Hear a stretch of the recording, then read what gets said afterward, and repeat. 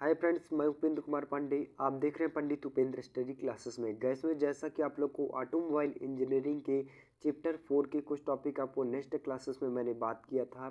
आज का टॉपिक होने वाला है ब्रेक लाइनिंग क्या होती हैं और ब्रेक लाइनिंग के प्रकार कौन कौन से होते हैं और ब्रेक लाइनिंग का निरीक्षण किस प्रकार से करते हैं। इन दोनों टॉपिक के बारे में पूर्ण रूप से डिस्कशन करने वाले हैं। तो यहाँ पे वीडियो काफ़ी हेल्पफुल होने वाली है। वीडियो लास्ट तक देखना है, तभी आप लोग को समझ में आएगा। चलिए मैं बात करें, जैसा कि आप स्क्रीन के माध्यम से देख पा रहे हैं ब्रेक लाइनिंग क्या होती है।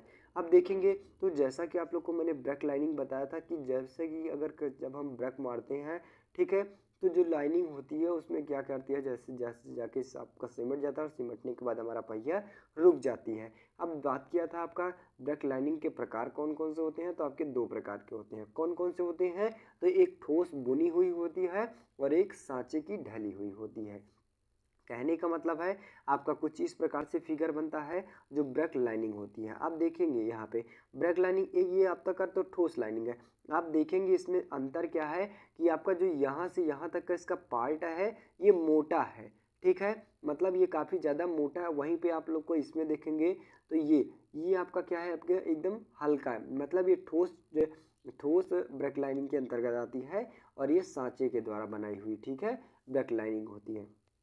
तो दोनों में अंतर क्या होता है आप लोग को पता हो गया होगा। अब बात किया जाए आगे, तो आगे हमारा क्या कहता है, ब्रेक प्रणाली का निरीक्षण किस प्रकार से करते हैं इनके बारे में देखेंगे। तो हम डिफिनीशन के माध्यम से देखेंगे। तो डिफिनीशन हमारा क्या कहता है कि सीधे ब्रेकों की जांच करने से पहले गाड़ी के अन्य पुर्जों का जो ब्रेकिंग सिस्टम को काम को प्रभावित करते हैं निरीक्षण कर लेना चाहिए कि हमेशा लाभकारी है। मीन्स कहने का मतलब है जो ब्रेक लाइनिंग होती है, ब्रेक प्रणाली होती है, उसको सबसे पहले चेक करने से पहले हम जितने भी उसमें पार्ट होते हैं, ठीक है, जो भी उसका प्रोसेस होता है उनको सबसे पहले भली भांति चेक किया जाता है, तब हम ब्रेक प्रणाली को खोलते हैं, ठीक है। कहने का मतलब है अगर किन्हीं कारणों से भी ब्रेक ना लग सकता हो, ठीक है, यहाँ पे तो कहने का मतलब यही हुआ कि सबसे पहले हम जो ब्रेक लाइनिंग को, ब्रेक प्रणाली को खोलने से पहले जितने पार्ट होते हैं उसमें लगे होते हैं उनको सबसे पहले चेक किया जाता है, जिससे हमें लाभकारी उत्पन्न होता है। हो सकता है कि आपका जो पार्ट है अलग अलग हो, उसमें कुछ ना कुछ मिसप्रिंट हो गया हो, ठीक है, तो बात किया जाए उसमें। अब नेक्स्ट बात किया जाए, आगे कहता है कि उदाहरण, यदि एक धुरे के दोनों और टायर बिल्कुल अलग अलग हालत में है तो ब्रेकिंग प्रभाव संतुलन नहीं होता है। मीन्स कहने का मतलब है जो धुरा होता है, धुरों में अलग अलग ब्रेक होते हैं और अलग अलग टायर लगा दिए जाते हैं, उसका जो दशाएं हैं बिल्कुल कम है, मतलब खराब है, तो ब्रेक बिल्कुल लगेगा क्या, नहीं लगेगा। स्वाभाविक की बात है कि अगर हम क्या किया जाए, अगर धुरे हैं तो धुरों में दोनों टायर एकदम समान होना चाहिए, तब हमारा ब्रेक संतुलन रूप से कार्य करता है। आगे बात किया जाए, इसी तरह ढीले यू काबलों के कारण ब्रेकिंग प्रभाव या तो बढ़ जाएगा या फिर कम हो जाएगा। जिसमें यू काबले होते हैं उनको भी सबसे पहले चेक किया जाता है। अगर नहीं चेक किया जाता है तो उसका जो यू काबलों का प्रभाव होता है क्या होता है आपका, बढ़ भी जाता है और घट भी जाता है। ब्रेकिंग प्रभाव बढ़ भी जाता है, हो सकता है घट भी जाता है, ठीक है। आगे बात किया जाए, क्योंकि यू काबलों को ढीला के कारण धुरों ब्रेकों का खिंचाव नहीं की दिशा में चक्कर खाने का प्रयत्न करेगा। मीन्स कहने का मतलब है जब यू काबले सही रूप से फिक्स नहीं किए जाएंगे या फिर ढीला हो जाएगा या फिर ज़्यादा जाम हो जाएगा तो जिसका ब्रेकिंग खिंचाव होता है उस पूर्ण रूप से खींचता नहीं है, जिसकी वजह से हमारा पहिया रुकता नहीं है। आगे बात किया जाए, ऐसे ही घिसे हुए पहिए के बियरिंग तथा ईंट नाली के ढीले जोड़ ब्रेकों के काम को प्रभावित करेंगे, इसलिए ब्रेक विशेष का निरीक्षण आरंभ करने से पहले ऐसी खराबियां पहले ही कर लेनी चाहिए। मीन्स कहने का मतलब है कि ब्रेकिंग ब्रेकिंग प्रणाली का सबसे पहले निरीक्षण किस प्रकार से किया जाता है। तो जैसा कि आप लोग को बताया गया कि ब्रेक प्रणाली को खोलने से पहले जो उसमें पार्ट लगे हैं सबसे पहले उनको चेक कर लिया जाना चाहिए और चेक करने के बाद अगर वो सही हो तब हमें क्या किया जाएगा, ब्रेक प्रणाली को खोलना पड़ता है। आई होप गाइस यहाँ पे आप लोग को ब्रेक प्रणाली चेक करने से पहले कौन कौन से पार्ट आपको चेक करने की ज़रूरत होती है। सबसे पहले आपका टायर चेक करना चाहिए कि दोनों टायर हमारा सही है या फिर नहीं है, मतलब एक समान है या फिर नहीं है। फिर उसके बाद यू काबलें होती हैं उनको भी चेक किया जाता है।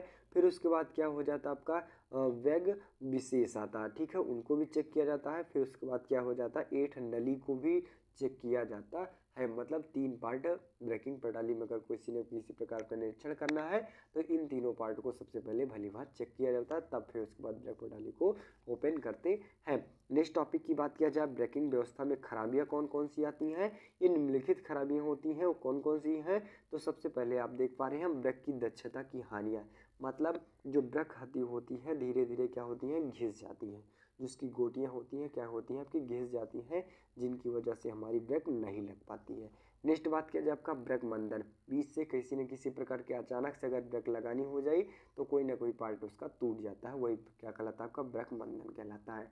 नेक्स्ट बात किया जाए ब्रेकों का जाम होना, मतलब जो उसके ब्रेक लगे होते हैं, ठीक है, वाल्व वगैरह लगे होते हैं, तो वाल्व क्या होते हैं, धीरे धीरे क्या होते हैं, जाम हो जाते हैं, जिसकी वजह से हमारी ब्रेकिंग व्यवस्था भी खराब हो जाती है। नेक्स्ट बात किया जाए ब्रेकों को अतितप्त हो जाना, मतलब धीरे धीरे काम करते वक्त ज़्यादा ब्रेक लगा यूज़ किया गया तो उनकी वजह से क्या होता है, ब्रेक हमारा अतितप्त हो जाता है, जिससे भी ब्रेकिंग व्यवस्था हमारी खराब हो जाती है। नेक्स्ट बात किया जाए आपका, तो ब्रेक कंपन होना, जो भी पार्ट लगे हैं उसमें ढीलापन हो जाता है, ढीलापन की वजह से क्या होता है, ब्रेक कंपन करने लगता है और कंपन करने की वजह से हमारी ब्रेकिंग व्यवस्था खराब हो जाती है। नेक्स्ट बात किया जाए आपका, तो ब्रेक लगाने पर गाड़ियों की एक तरफ खिंचाई, मीन्स कहने का मतलब जब हम ब्रेक लगाते हैं तो गाड़ी क्यों हमारी एक तरफ लगती है, तो उसका अभिलाग बल के ऊपर डिपेंड करता है, ठीक है।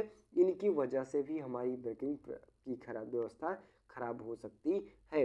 नेक्स्ट बात किया जाए आपका, अधिक संवेदी अथवा पकड़ते हुए ब्रेक के भी कारण खराबियाँ उत्पन्न हो सकती है। निष्प्रभावी तथा हाथ ब्रेक के कारण और ब्रेक द्रव की अत्यधिक हानि और ब्रेकिंग प्रणाली में हवा का होना, मतलब इन सभी टॉपिक के बारे में, इन सभी टॉपिक की वजह से हमारी ब्रेकिंग व्यवस्था होती है वो खराबियाँ त्रुटि उत्पन्न हो सकती है। नेक्स्ट बात किया जाए आपका, तो नेक्स्ट टॉपिक हमारा कहता है पहियों का फिसलना, मतलब जो हमारी पहिए होती हैं वो धीरे धीरे सड़क पर जब चलती रहती हैं तो अचानक अगर हम जब ब्रेक लगाते हैं तो फिसलता हुआ क्यों चला जाता है, वो क्या होता है, किसके कारण होता है, आइए हम देखेंगे इसके बारे में। तो जैसा कि आप स्क्रीन के माध्यम से देख पा रहे हैं डिफिनीशन को, यदि पहिए पर ब्रेक बल अभिलाग बल से कम है, मतलब जो पहिए का ब्रेक क्या है, पहिए का ब्रेक अभिलाग बल मतलब जिस पे फोर्स लग रहा है उससे कम है, तो गाड़ी त्वरित होकर अंत में रुक जाती है। मतलब जब रुकने का चांस होता है तो हमारी गाड़ी जो पहिया होता है वो सरकता नहीं है। मीन्स कहने का मतलब है जो पहिए का ब्रेक अभिलाग बल से कम है, कहने का मतलब जो पहिए का ब्रेक है वो किससे कम है, अभिलाग बल से कम है, तो गाड़ी हमारी पूर्ण रूप से त्वरित हो जाएगी, मतलब रुक जाएगी। और वहीं पे इसका अपोजिट पाया गया, परंतु यदि किसी पहिए पर ब्रेक बल अभिलाग बल से ज़्यादा या अधिक हो जाता है तो पहिया घूमना बंद कर देता है और सड़क पर फिसलना चला जाता है। मीन्स कहने का मतलब है कि जब हम ब्रेक को लगाते हैं और ब्रेक को लगाने के बाद अभिलाग बल से जो उसका पहिया ब्रेक बल होता है अभिलाग बल से अधिक है तो क्या होता है, आपका पहिया जाम हो जाता है और पहिया जाम होने की वजह से उसका जो फोर्स लगता है वो क्या होता है, पहिया आपका फिसलता हुआ चला जाता है।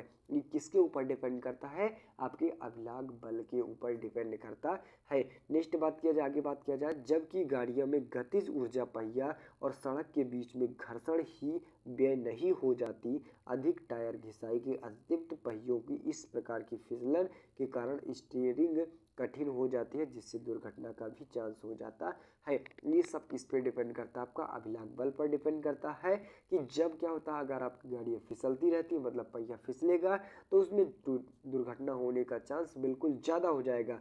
और उसमें गतिज ऊर्जा किस पे डिपेंड करती है, पहिए पर, और सड़क के बीच में क्या होता है, आपका घर्षण उत्पन्न होगा और घर्षण उत्पन्न होने की वजह से आपकी जो स्टीयरिंग होती है वो काफ़ी हार्ड हो जाती है, मतलब उसे संभालना काफ़ी मुश्किल हो जाता है और मुश्किल होने की वजह से हमारा दुर्घटना हो जाता है। यहीं पे बात किया जाए पहियों का फिसलना, आई होप कि आप लोग को इनके टॉपिक के बारे में पूर्ण रूप से जानकारी मिल गई होगी। मैं एक बार फिर से रिपीट करना चाहता हूँ, पहियों का फिसलना किस प्रकार से होता है, तो अभिलाग बल के ऊपर डिपेंड करता है। जब हमारा ब्रेक बल अभिलाग बल से कम होता है तो हमारी गाड़ी अंत में जाकर रुक जाती है, फिसलती नहीं है, बल्कि जब हमारा अभिलाग बल मतलब क्या ब्रेक बल अभिलाग बल से अधिक होता है तो हमारी गाड़ी फिसलती हुई चली जाती है, जिससे हमारे दुर्घटना का चांस बन जाता है। अब आपको एग्जाम बेस पे किस प्रकार से पूछेंगे क्वेश्चन, तो कहने का मतलब है पहियों का फिसलने पर संक्षिप्त टिप्पणी लिखिए, तो आप लोग लिख सकते हैं। आई होप गैस यहाँ पे आप लोग को जितने भी टॉपिक बताए गए पूर्ण रूप से जानकारी मिल गई होगी। तो बस गैस आज के लिए इतना ही। वीडियो अच्छी लगी हो, चैनल पर नए हो चैनल को सब्सक्राइब कीजिए, ज़्यादा से ज़्यादा शेयर करने की कोशिश कीजिए। मिलते हैं नेक्स्ट वीडियो में, तब तक के लिए जय हिंद।